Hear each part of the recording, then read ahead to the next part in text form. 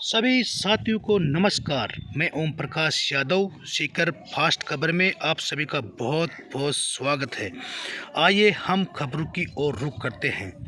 Bharatiya Janata party विधानसभा क्षेत्र श्री माधोपुर जन आक्रोश विशाल जनसभा अजीतगढ़ पंचायत समिति क्षेत्र के ग्राम पंचायत रायपुर जागीर के खटखड़ मोड़ पर आयोजित की गई, जिसमें श्री माधोपुर के पूर्व विधायक श्रीमान जाबर सिंह खर्रा, अजीतगढ़ प्रधान एडवोकेट शंकर लाल यादव के नेतृत्व में हजारों की तादाद में भाजपा कार्यकर्ता जनसभा में शामिल हुए।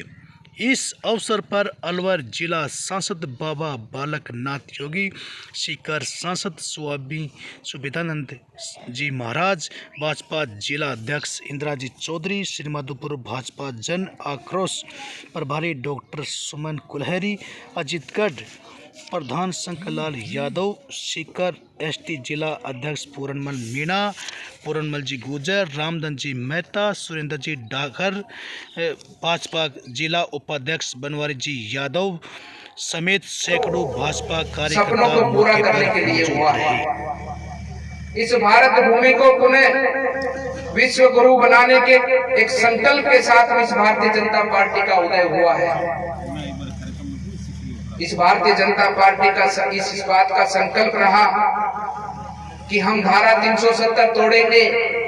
ये वही भारतीय जनता पार्टी है जिस भारतीय जनता पार्टी ने भगवा ध्वज हाथ में उठाकर कहा था कि हम राम मंदिर बनाएंगे। ये वही भारतीय जनता पार्टी है जिसने राम मंदिर भी बनाया और धारा 370 भी तोड़ी है।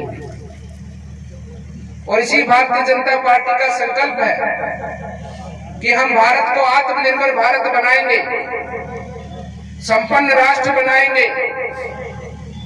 इसी भाव से ये भारतीय जनता पार्टी आप सबके बीच में ये सब लेकर पहुंची कि आप सबको इस भारतीय जनता पार्टी के साथ जुड़कर हम सबको इस वर्तमान समय के अंदर अपने राष्ट्र के लिए कार्य करना है, अपने आने वाली पीढ़ी के लिए कार्य करना है। इसलिए भाइयों बंधुओं, मेरा आपसे निवेदन है कि ऐसी भ्रष्ट निकम्मी सरकार को हम सबको सदा सदा के लिए, इसको जिस प्रकार से गंगा में जाते हैं ना हम सब लोग, और वहां पर जो पुष्पांजलि करते हैं, पुष्प गंगा के अंदर अर्पित करते हैं, इस कांग्रेस का भी वही हाल हम सबको मिलकर करना है। ये दोबारा लौट कर ना आए और हमारे राजस्थान को हम सब लोग मिलकर आगे बढ़ाएं। इस राजस्थान में विकास आगे चले, इस राजस्थान के अंदर खुशहाली आए, शांति की स्थापना हो, सद्भाव का वातावरण हो।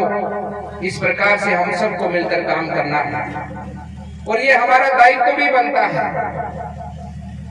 क्योंकि आप सब जानते हैं कि एक समय के अंदर शहीदों ने हमारी एक निर्दोष व्यक्ति जो अपनी बेटी को खर्चा देने के लिए आया, उसको संभालने के लिए आया, उसको सीकर में सरेआम गोली मार दी गई। हनुमानगढ़ में एक व्यापारी को 2 करोड़ रुपए मांगे गए, नहीं दिया तो वहां पर फायरिंग की गई। परसों रात को बीकानेर में फायरिंग की गई। उदयपुर, करौली और अलवर के राजगढ़ में जो हालात हुए आप सबको पता है। ऐसी स्थिति में न महिला सुरक्षित है, न बच्चे सुरक्षित है, न बुजुर्ग सुरक्षित है, न हमारी संस्कृति सुरक्षित है।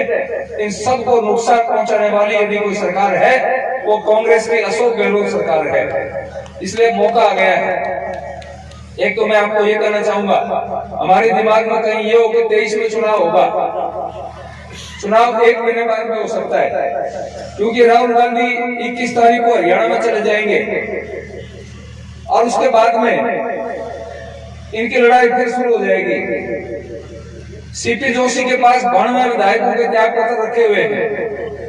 अन्याय के प्रति, बुराई के प्रति, अनुचित के प्रति मन में आक्रोश नहीं पालेंगे तो सच्चाई की, न्याय की और अच्छाई की जीत कैसे होगी। इसलिए भारतीय जनता पार्टी ने ये जन आक्रोश यात्रा शुरू की। याद कीजिए मध्यकाल में क्या हुआ था कि हम लोग बहुत शांत और सहनशील हो गए थे और हमने क्या झेला कि कहां मध्य एशिया से घोड़ों पर सवार होकर मुगल आए और हमारे देश पर राज किया, मुट्ठी भर थी। उसके बाद जहाजों और नावों में सवार होकर अंग्रेज आए कितनी दूर से और इस देश पर 200 साल राज किया, जबकि वो मुट्ठी भर लोग थे। हम चाहते उनको चुटकियों से खत्म कर सकते थे, लेकिन हम लोग सहन करते रहे। इसलिए आक्रोश जरूरी है। आपने धार्मिक ग्रंथ पढ़े होंगे, रामायण पर ध्यान दीजिए, रामायण क्या सिखाती है, महाभारत क्या सिखाती है।